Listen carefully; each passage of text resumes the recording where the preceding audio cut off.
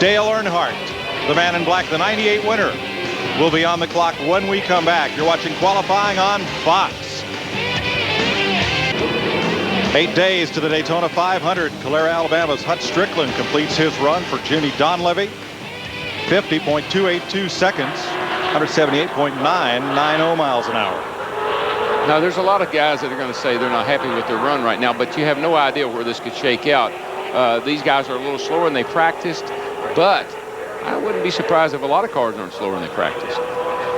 Well, the weather here is similar to what they practiced in yesterday afternoon and this morning, but the wind does not seem to be as much of a factor. No, that flag is, you know, from what we've seen the last 2 days, that's pretty limp right now. But you know, Darrell, one of the key things is what we see right here. That's that humidity. Oh, yeah. That means a lot to how you tune these motors. You know, temperature means a little bit. You can't do nothing about the forecast. You would hope for a cloud cover to cool the racetrack down, but engine guys are looking at that humidity. That tells them just how to tune that motor. It does. It's very critical on these restrictor plate motors. The 1996 pole sitter for the 500. 7-time Winston Cup champion Dale Earnhardt, who won the 500 in 1998 after 20 years of trying and coming as close as a mile from victory. Finally got the big one. Yeah, I had him for a long time, man. I thought I was going to have something on him, but he finally won. Practiced at 49.730 seconds. He was 15th fastest in practice. Folks, something we'll watch too is this gap right under here, under the air dam. That is tells you if that car is getting the front end down. The closer to the ground that gets, the closer to the track that gets. Theoretically, the faster that car is going to run. And quite honestly, Dale's car doesn't look all that good. It's coming, the front's coming up a little high right here off the corner. That's where you get that aero push that we talk about. So he might have a little work to do there. We'll see how he runs. Now the first lap will in almost all cases be slower.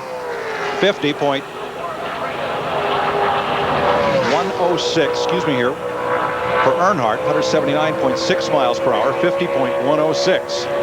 For the most part, these guys, again, they're getting that momentum built up. They'll pick up anywhere. We'll see some cars pick up as little as 1 or 2 tenths.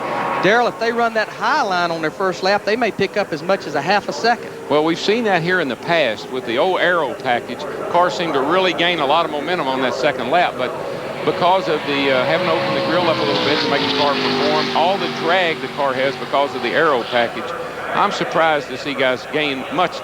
2 tenths has been the norm all through practice. Earnhardt coming to the stripe to complete his run. Already he's fastest of the 3 cars that have been on the speedway.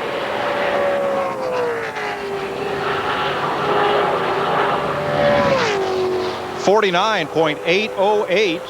That is a tenth off of what he practiced, but 180.694 is the fastest speed thus far. Let's talk to the fastest man so far, Jeannie. Yes, the fastest man so far, Dale Earnhardt. Do you like the conditions out there on the track? It's a little hotter than what it was this morning. A little bit slower than what we ran a qualifying run this morning, but a lot of cars were on the track. The wind may be a little stronger right now, so a lot of elements probably got into it. I was watching them work on some of your aero packages before you even came out here. What changes were you making? Trying to get over this temperature, really, and to just go faster.